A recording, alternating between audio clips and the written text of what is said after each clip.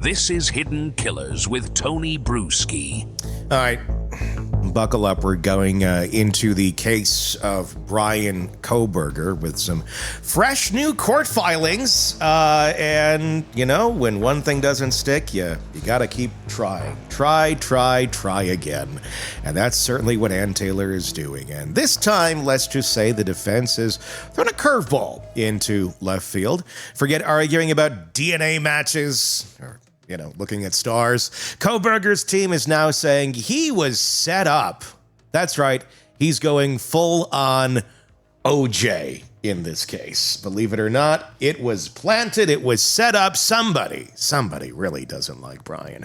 That's right. According to them, the knife sheath with his DNA on it planted like a bad alibi in a cheap detective novel. Somebody went in there. They put his DNA on it, put it under the murder scene. Of course. Why would anyone think anything else? Which raises a multi-million-dollar question. Is this a last-ditch effort to create reasonable doubt, or could someone have actually framed Kohberger? Today, we've got defense attorney and former prosecutor Eric Faddis with us to break it all down. Eric, in your experience, how often do we actually see a frame job in court on something like this? And what does it take to sell that one to a jury? In terms of how often people are framed, it really depends on who you ask. You ask a prosecutor and they'll say, hey, that is a fiction. That largely doesn't happen, maybe 0.1% of the time. You ask some defense attorneys, especially ones who've been around for decades and decades, and they'll say, hey, look, man, I've seen it and we've proven it. So the frequency of it is debatable, but it's a difficult road to hoe for the defense, in part because they have to, the next question in terms of you tell someone you're framed, the question will be why? Why would they come at your guy? Why Kohberger? Why frame him for a quadruple homicide he didn't do? And Kohberger doesn't have the same kind of answer that OJ or other folks who have alleged framing do. No, I mean, we've been talking, the Delphi case we talk about a lot. That looks like, not necessarily planted evidence, but just lack of looking at evidence. This is one where it would be something was planted. They're making the accusation essentially and throwing it out into the ether that somehow the knife sheath, the DNA on it that only belongs to Kohberger, was planted by someone. Who? We don't know that. Why? We don't know that. These are questions a jury is going to want to know answers to. You can't just throw out there, oh, he was framed. Why? If you were throwing this out there and you are Ann Taylor, how are you going to present this? I think that the way she could be looking at it is that, hey, there was this catastrophic tragedy in this town. 4 innocent college kids were murdered and stabbed to death in a gruesome way. This town needs justice. This is a small town. This is a college town. It's a small police department. There's a lot of pressure on the police department to find a culprit. And when they thought that they had some evidence against somebody, they wanted to put their finger on the scales and ensure that they would secure this conviction so the community could have some peace and closure. And that's what they did to my client. That could be one way Ann Taylor argues it. Seems like a stretch, especially considering this wasn't like a 5-year investigation. They got Kohberger in the time frame of things, relatively quickly. It wasn't the next day. Excuse me. It went in a couple of weeks, and there was a lot of questions at the beginning of how well are they doing their job. There was a lot of criticism back then. We were one of them raising the flag, going, what the hell's going on over here, guys? And it turned out a lot. They just were holding their cards very close to the vest. So that doesn't necessarily play in the favor of that argument where there's this frustration and all roads have led to nothing. Because they did. They had stuff. They were following it. They ended up going to Pennsylvania and checking out the garbage and then comparing it.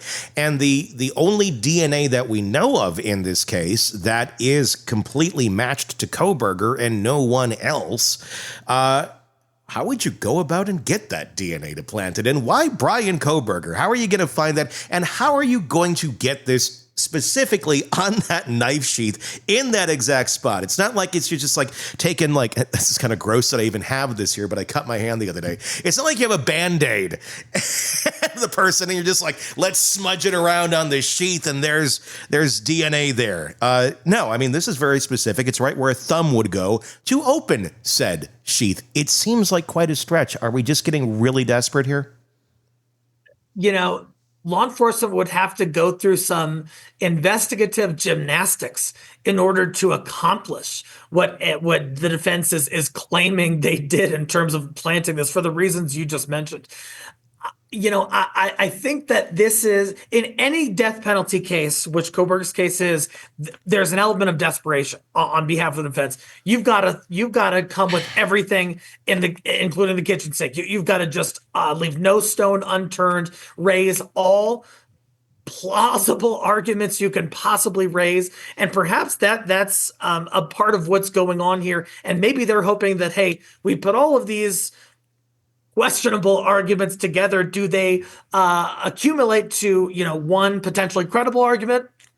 Maybe. It's a big maybe.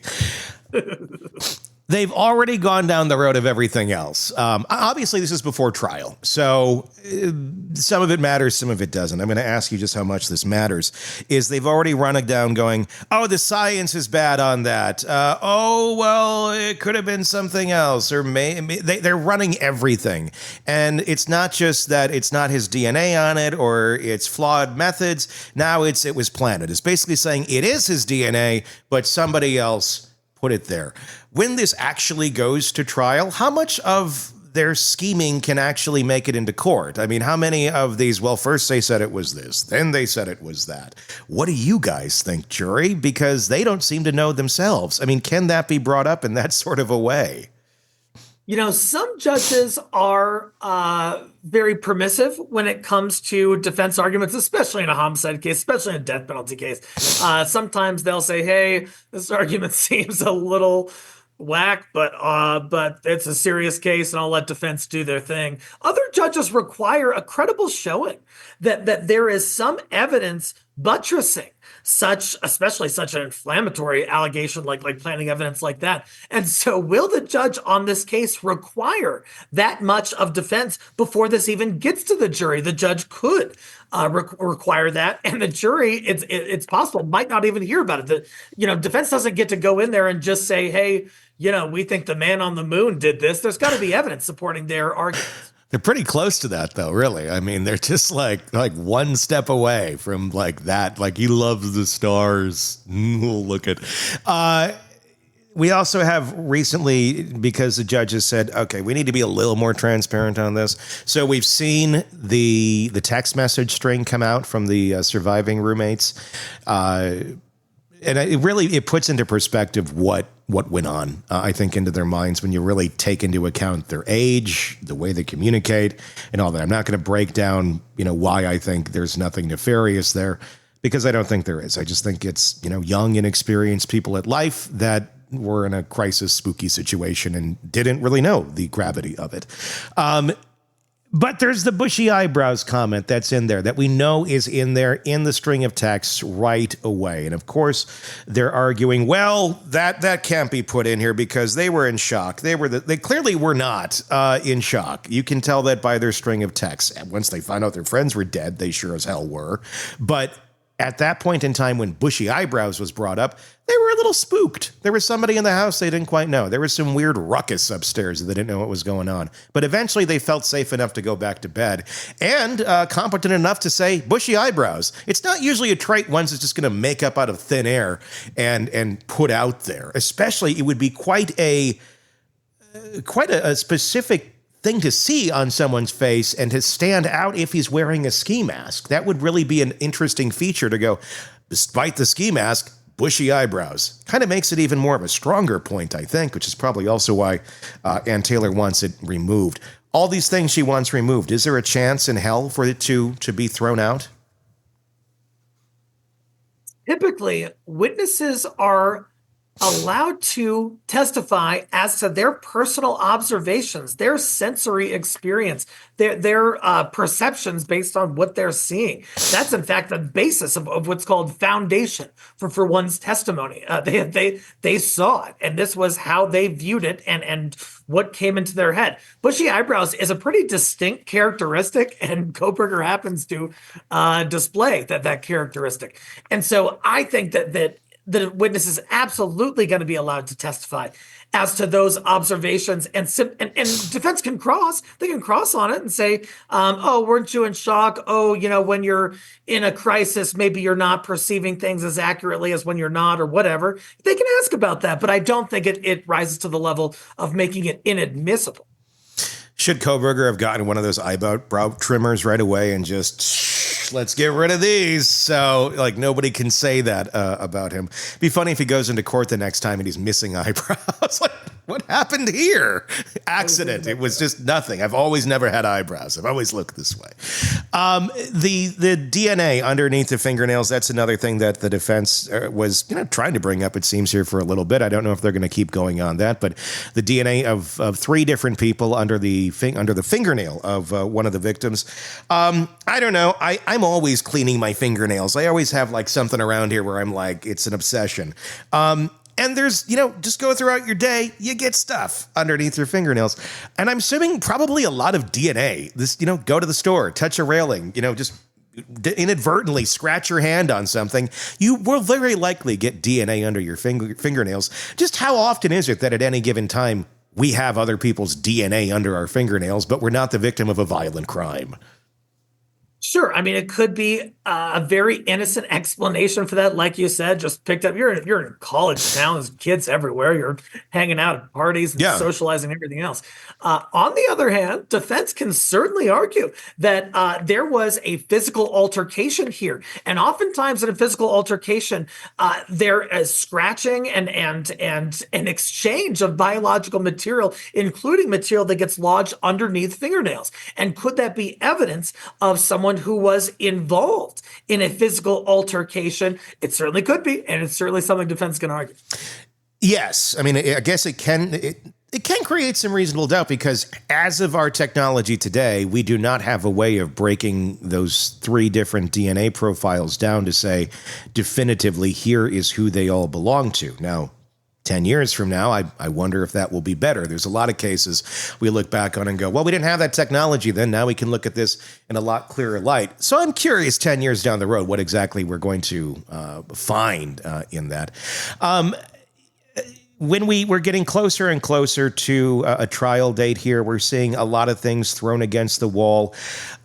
Does it tell you, and obviously this is a capital case, when we've seen like theory after theory after theory being thrown out there by the defense, what does that tell you as a defense attorney? And even more so when you were a prosecutor, when you saw things like that happen, or as a defense attorney, if you ever feel like we got to keep throwing things out here, what does that tell you about the strength of a case? It tells me that if there was one overly compelling defense, you ride that horse off into the sunset. You don't want to dilute the potency of your defense by saying, oh, and it also could be these five other things. At least that's one strategy. Now, some folks just like to, throw everything at the wall and hope that something sticks. But sometimes what that telegraphs is that there is not one main compelling defense that is going to win the day on this. And we've got to try to have some cumulative effect of all of these questions, all of these potential doubts, to hopefully rise up to reasonable doubt. And so that's kind of the way that I would view that. Anything that you've heard from the Kohberger camp that makes you think this will be successful on their part? I don't want to say an easy sell, but even like a palatable sell to a jury. Certainly there are some cards that Kohberger's team can play. One is some people would argue that there's not a distinct compelling motive for him to do this. Now, prosecution's going to say that he was sort of stalking these women and on social media and stuff like that. And certainly that factors into motive. But was there a motive for him to go and slash up, four people who he probably had never met before? That's one card. The DNA evidence of other folks under the fingernails, that's another card. But overcoming the DNA on the knife sheath is going to be difficult, and I don't think the planning argument's going to get him there. What are you most interested in seeing in terms of discovery, evidence, all that has not been made public yet? What do you think could really seal the deal here against Kohberger? And in theory, what is there anything out there that you think maybe is in the back pocket of Ann Taylor? I would think we would have heard it by now, but let's just say there's something out there. Either way, what do you think could come up here that could affect this case in either direction? There have been some hints in some of the public reports that I've read that allude to more of a buildup on this case than everybody knows about. More actions that Kohberger may have taken. I mentioned earlier that there's some indication that he was at least visiting their social media profiles or possibly trying to interact with the victims on their social media profiles. At least that's what I've heard. I haven't seen the actual social media data. But if that information does exist, if there's more information about how this culminated, how things escalated, and about Kohberger's actions before he allegedly committed the stabbings in a way that is consistent with killing 4 people with a knife, I think that could be very compelling and seal the deal for the prosecution. For the defense, that's a tough one. I'm not sure. It's kind of like I can't think of a card that some joker in their back pocket that I can't conceive of that's gonna show he's innocent. Surprise, we have video of him in Hawaii with Chad and Lori Daybell, and they're all on the beach together having a great time. We just decided, well, we didn't think that was compelling enough, but we'll show our cards now.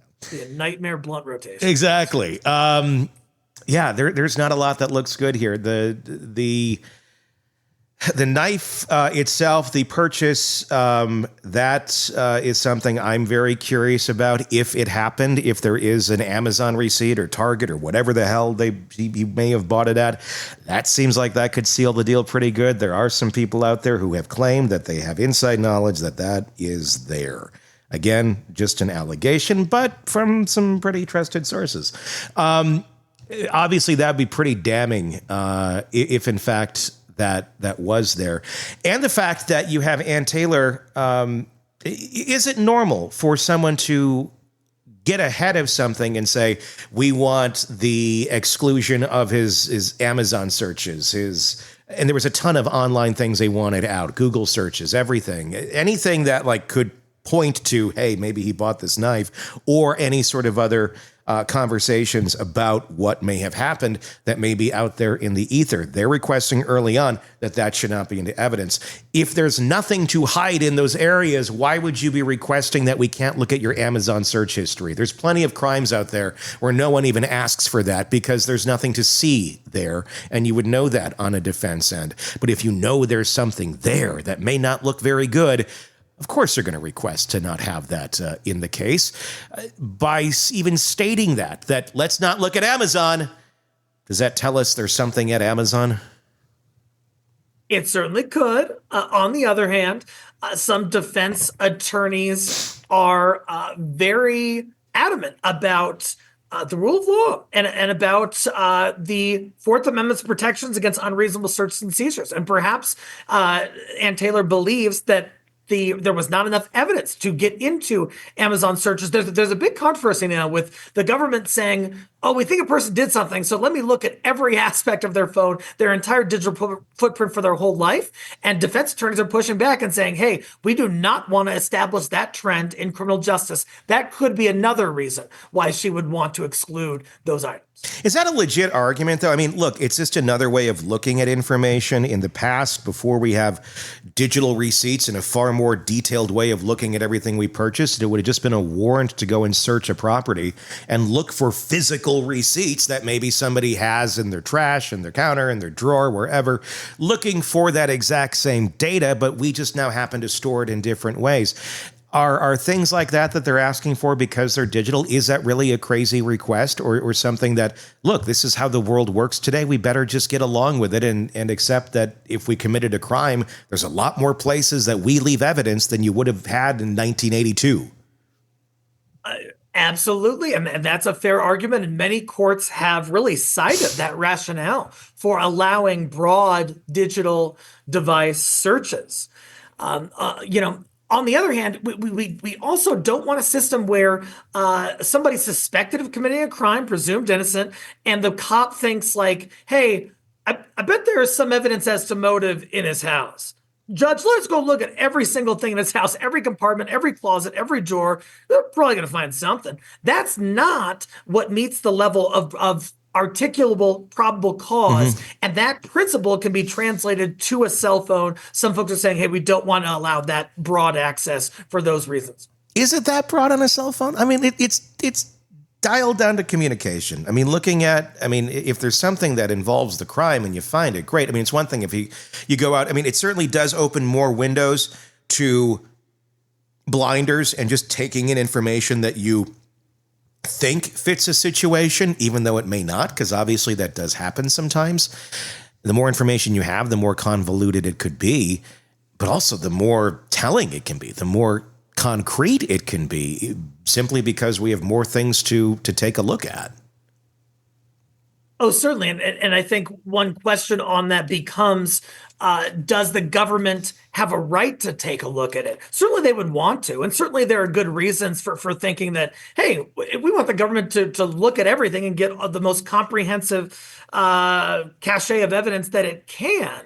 On the other hand, some people, their cell phones are very intimate to their lives, that maybe they're texting somebody about having AIDS or something, or maybe there is information that they are with some rogue political group. And that information can also get into the hands of the government if we allow too much unfettered access. And I think that is the concern on behalf of the Defense Bar.